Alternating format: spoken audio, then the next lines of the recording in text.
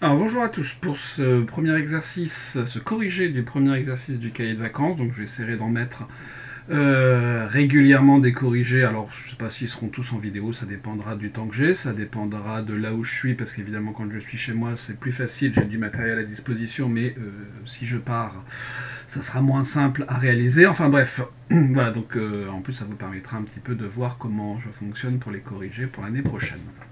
Donc, on va s'atteler au premier exercice pour commencer.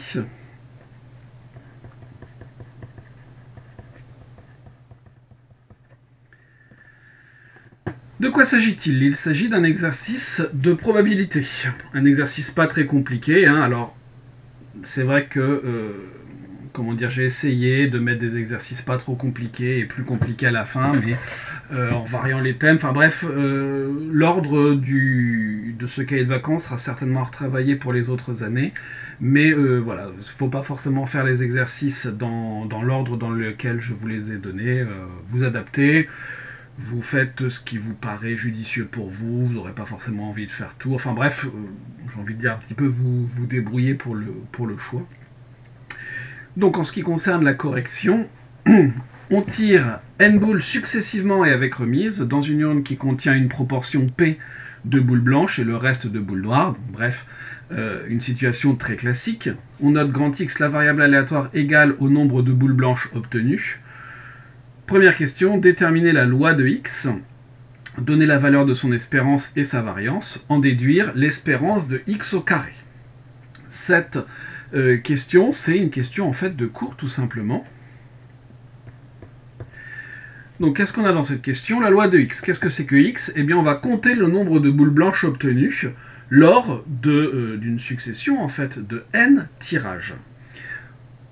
C'est clairement une histoire de succès-échec avec un certain nombre de tirages et on compte le nombre de succès. C'est de la loi binomiale. Donc on va rédiger ça de la façon suivante. Alors je vous propose une rédaction, peut-être qu'avec votre enseignant de l'année dernière vous avez vu une autre rédaction, ce qui ne veut pas dire que la mienne est la bonne et que la sienne est mauvaise, ou le contraire, ou que sais-je.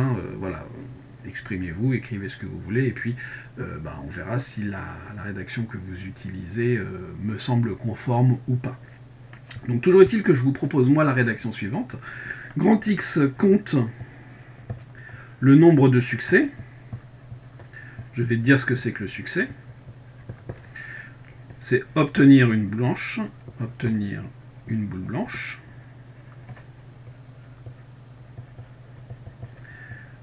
Lors des n répétitions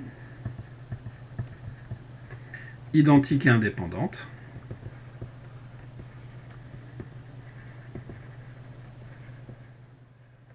Constituant cette expérience.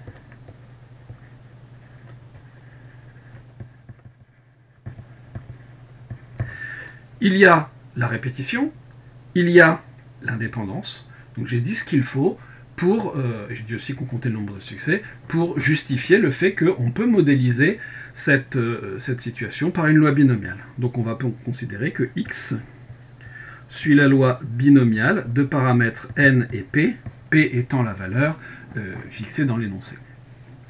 Comme je connais mon cours, je sais qu'une variable aléatoire qui suit la loi binomiale admet une espérance, qui est np, ainsi qu'une variance, qui est np facteur de 1 moins p. Une fois que j'ai écrit ça, j'ai un... comment dire, un résultat intermédiaire, je l'encadre. Je pense qu'il est important d'ores et déjà d'essayer de présenter les choses correctement. Alors certes, vous êtes attendu sur le fond, mais en fait, vous êtes aussi attendu sur la forme. Et si vous permettez au correcteur, c'est pas encore tout de suite, il y a encore quasiment un an, mais c'est des choses simples à faire. Si vous permettez au correcteur de trouver facilement les résultats, il vous en sera reconnaissant, même au niveau de la note. Donc voilà première chose que l'on a faite, on a cité notre cours. Ensuite, on nous demande d'en déduire l'espérance de x carré. Par la formule de Koenig-Huygens,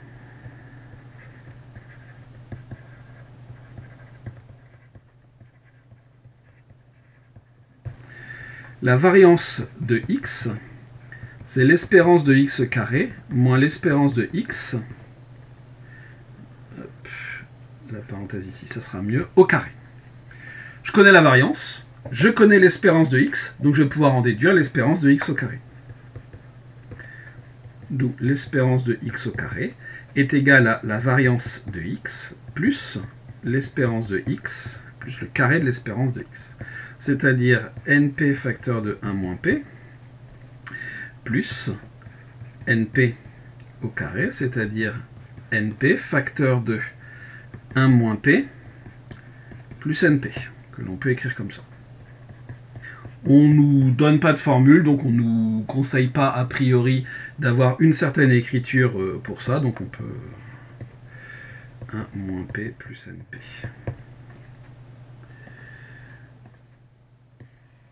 Et j'ai terminé cette première question.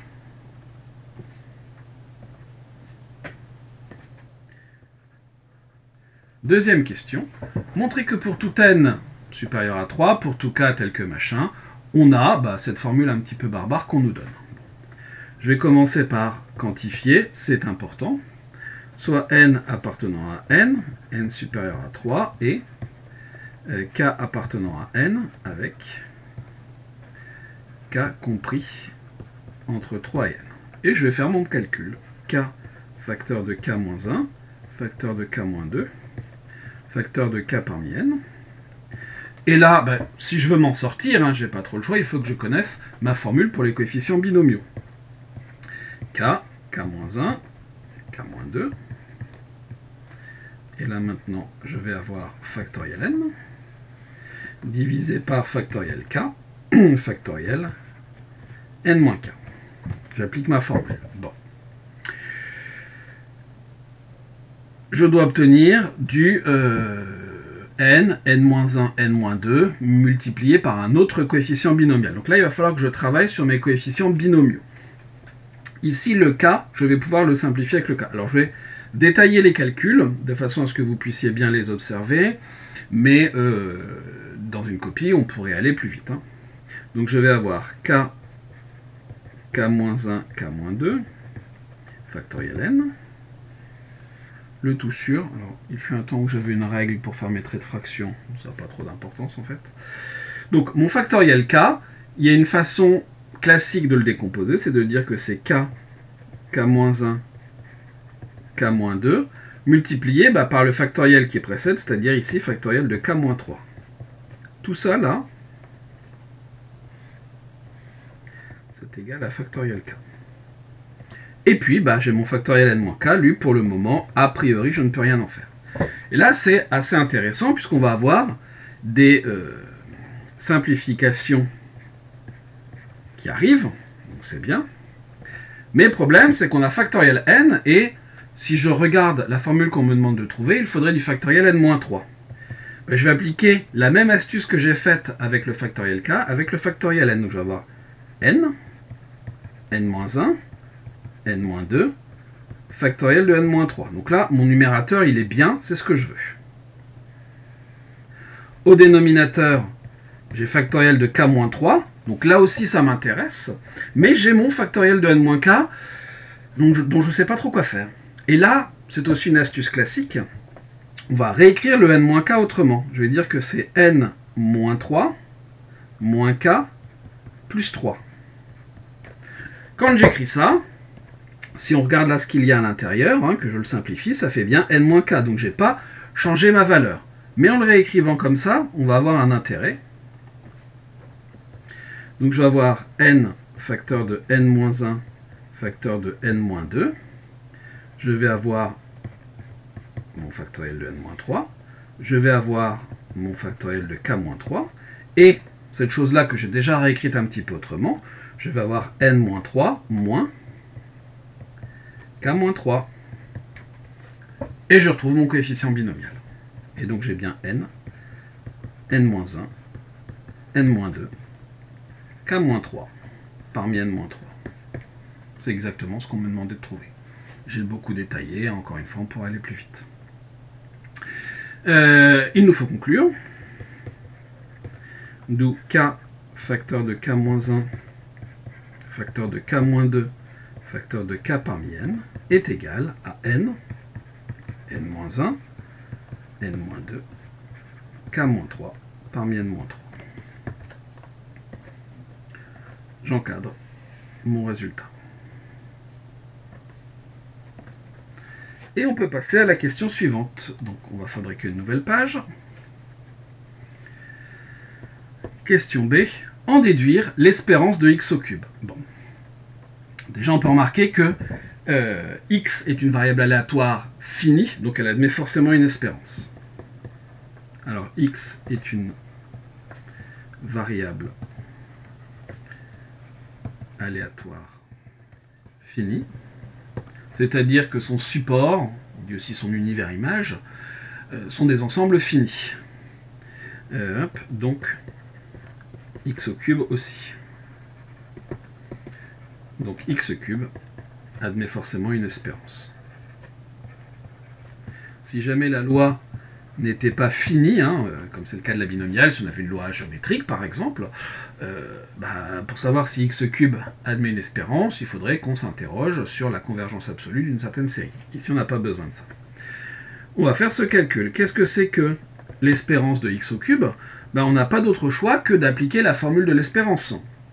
C'est-à-dire qu'on va avoir la somme pour k allant de 0 à n. Alors pourquoi 0 à n? Parce que notre variable aléatoire peut prendre des valeurs de 0 jusqu'à n.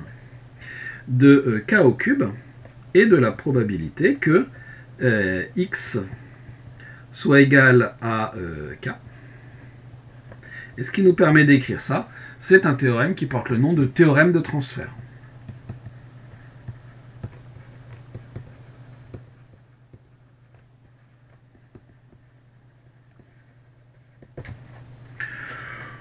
Souvent, dans ce genre de questions, on admet que le théorème de transfert ne soit pas cité. Et donc, on va faire notre petit calcul. On va avoir k au cube.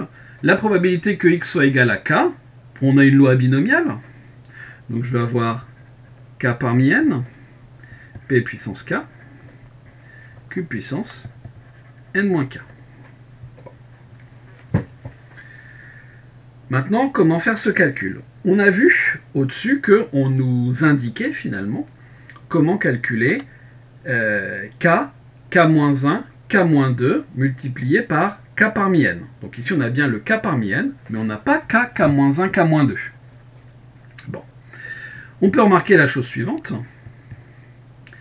c'est que k, k-1, k-2 va être égal à quoi? Si je développe, je vais avoir du k facteur de k carré moins 3k plus 2.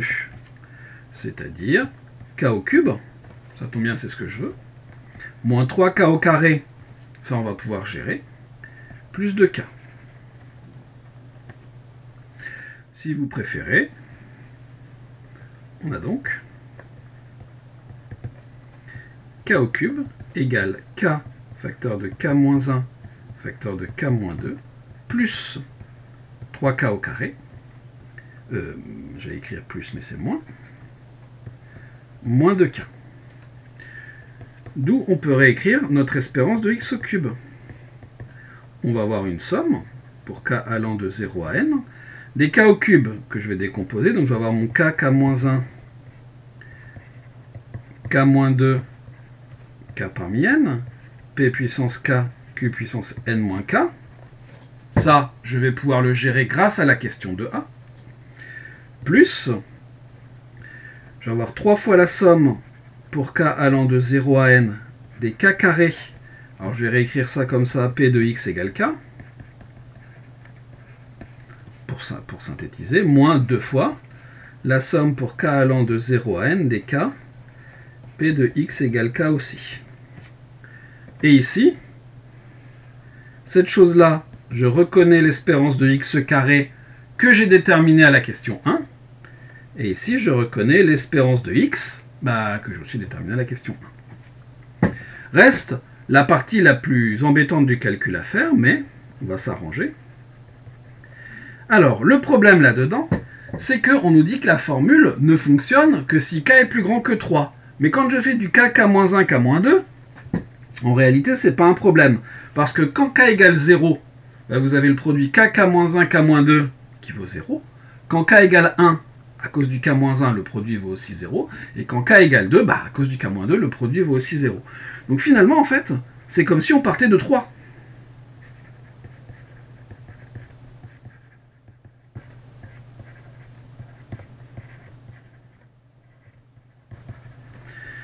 Plus 3 fois l'espérance de x au carré, moins 2 fois l'espérance de x. Ce qui me permet d'aller un petit peu plus vite dans mon écriture. Et maintenant, j'ai bien des valeurs de k qui commencent à 3, qui vont jusqu'à n, donc je peux appliquer ma formule du 2a. Ma formule du 2a, elle me dit que je peux remplacer ça par n, facteur de n-1, facteur de n-2, k-3, parmi n-3. P puissance k, q puissance n-k, plus 3 fois l'espérance de x au carré, moins 2 fois l'espérance de x. L'intérêt de faire ça, c'est que mon n, moins n-1, moins n-2, ne dépendent pas de k. Donc je peux les sortir de ma somme par linéarité.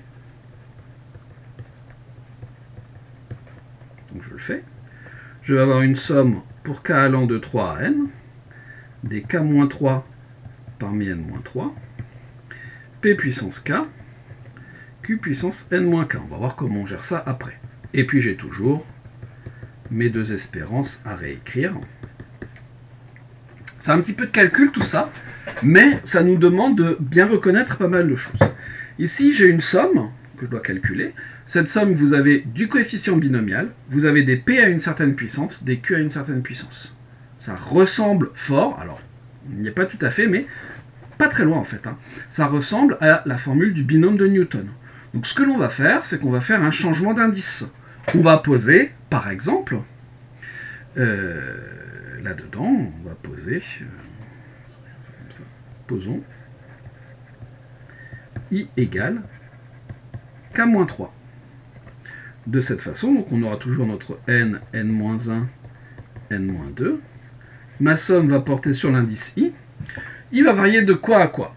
Bah, k commence à 3, donc i va commencer à 3 moins 3, c'est-à-dire 0. K peut aller jusque n, donc i va pouvoir aller jusque n-3. Donc k-3 c'est i, n-3 bah, ça ne dépend pas de k, donc ça reste n-3. P puissance. Alors ici, si j'ai i qui est égal à k-3, je vais avoir k qui est égal à i plus 3. Q puissance, n- k, donc qui sera i plus 3. J'oublie pas mes 3 espérances de x au carré, moins 2 espérances de x. Et là, bah, on est pas mal pour du binôme, sauf que bah, il faudrait que le p soit à la puissance i, et que le q soit à la puissance n-i. C'est pas grave, maintenant on va bidouiller un petit peu sur les puissances. Je vais avoir une somme pour i allant de 0 à n-3, des i parmi n-3. P à la puissance i plus 3, c'est p au cube, multiplié par p à la puissance i. Le p au cube ne dépend pas de i, donc je pourrais le sortir de la somme. Et je vais faire la même chose avec le q. Donc je vais avoir n moins i, moins 3, donc je vais multiplier par q à la puissance moins 3. Plus 3 fois l'espérance de x au carré, moins 2 fois l'espérance de x. Donc je vais avoir, si je continue de sortir mes choses, n, n-1, n-2, p au cube, q à la puissance moins 3, et cette somme, i égale 0 à n-3, de i parmi n-3, p puissance i, q puissance, je suis en train de me dire que j'aurais dû avoir du n-3, mais ça tombe bien, je l'avais, donc la transformation que j'ai faite à la ligne d'avant, elle n'est pas fausse, mais en fait, elle va me faire refaire une machine arrière. Donc je vais plutôt réécrire les choses comme ça. n-3 moins i. Plus 3 fois l'espérance de x au carré, moins 2 fois l'espérance de x.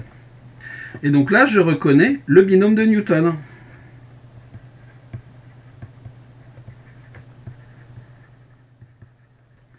Et cette chose-là va être égale à P plus Q à la puissance n-3. je vais avoir n, n-1, n-2, p au cube, p plus q, puissance n-3. Plus 3 fois l'espérance de x au carré. Donc là, on avait du np, facteur de 1 moins p plus np, moins 2 fois l'espérance de x, qui est égale à np. Voilà. On se rappelle également que p plus q est égal à 1. Donc tout ce machin-là, 1 à la puissance n-3 va être égal à 1. Donc qu'est-ce qu'on a à la fin de tout ça? Nous avons n, n-1, n-2, p au cube, plus 3np, 1 moins p plus np, moins 2np. Et si vous regardez, on peut mettre np en facteur. On va avoir n-1, n-2, p au carré, plus 3, 1 moins p plus np, moins 2. Et il me faut une nouvelle page encore. D'où, si je ne me suis pas trompé dans les calculs, j'ai du np, facteur de n-1, n-2, p carré, plus 3, 1 moins p plus np, moins 2. C'est bon pour les parenthèses.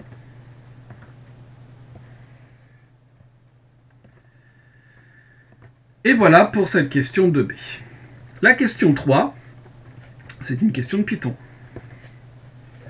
Écrire une fonction qui simule la variable x. C'est de la loi binomiale. Donc, on va faire appel au module Python qui simule des lois de probabilité. C'est le module numpy.random. Donc, je vais d'abord avoir un import numpy.random as rd. En règle générale, c'est comme ça qu'on fait pour appeler le module numpy.random. On utilise ce que l'on appelle un alias qui permet d'éviter de recopier tout le nom du module en question. Je pense que ça, vous avez dû travailler là-dessus. Ensuite, alors je vais laisser une ligne des fois que j'ai besoin d'appeler une autre bibliothèque, un autre module, mais je ne pense pas. Alors j'ai un petit trou tout d'un coup.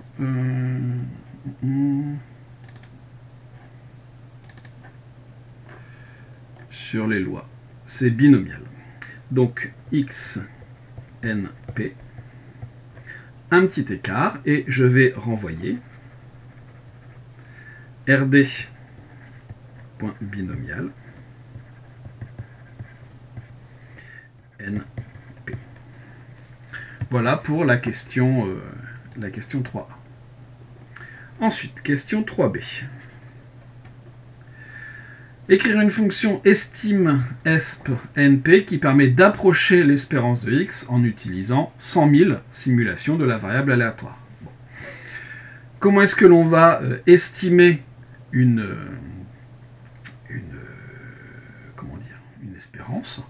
En fait, on va faire nos 100 000 simulations et calculer la moyenne des valeurs obtenues sur ces 100 000 simulations. C'est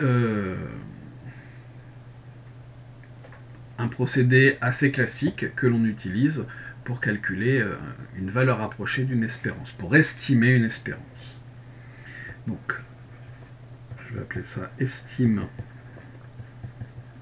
esp np. Et il faut que je calcule 100 000 valeurs, que je les ajoute et qu'à la fin je divise par 100 000. Donc je vais calculer une somme de toutes les valeurs que je vais calculer progressivement. Donc c'est un calcul de somme en fait. Donc je vais initialiser une variable s à 0. Ensuite je vais faire une boucle for i in range 100 000. Et ce que je vais faire, c'est que je vais prendre mon ancienne valeur de s et que je vais lui ajouter. Alors il y a deux façons de le faire. Je vais écrire une première façon, puis après j'écrirai en dessous une autre ligne possible.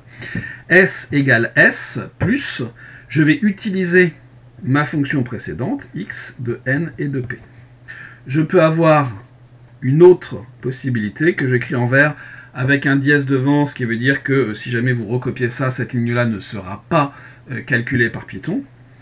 S plus égale x de np. Il y a également une troisième possibilité qui consiste à mettre tout dans une liste et puis après calculer la somme de la liste. C'est possible aussi. Et une fois que j'ai fait ça, je n'ai plus qu'à renvoyer ma valeur S divisée par 100 000 pour avoir ma moyenne.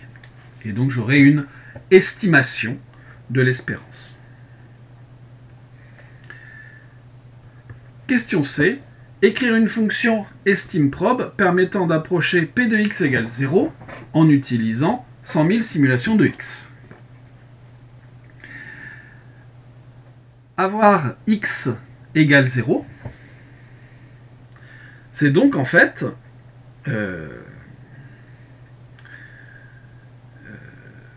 calculer la probabilité de n'avoir que des boules noires, puisque le x compte le nombre de boules blanches, si je ne dis pas de bêtises, c'est ça. Donc on va faire la même chose, on va faire 100 000 simulations, et on va compter là-dedans, dans combien de situations on aura eu, eh bien, 0 boule blanche. On va, donc ça s'appelle estimeProb, NP. Voilà. Donc, même chose, hein. On va calculer dans combien de cas on a x qui vaut 0. Donc, une boucle là aussi, for i in range 100 000. Et là, par contre, il va falloir que je distingue les cas. Si jamais j'ai mon x de n et de p qui vaut 0, dans ce cas-là, je vais ajouter 1 à s. S plus égale 1, ce qui revient au même que s égale s plus 1. À la sortie de la boucle, je sais dans combien de cas j'ai obtenu aucune boule blanche. Et je vais renvoyer là aussi S sur 100 000. Et j'aurai une estimation de la probabilité que x soit égal à 0. Voilà pour ce premier exercice, pas très compliqué, qui, avec des probas simples, un peu de calcul, c'est vrai, pour la question 3, la question 2b, et un petit peu de Python. Si vous avez des questions, n'hésitez pas à me les envoyer par mail.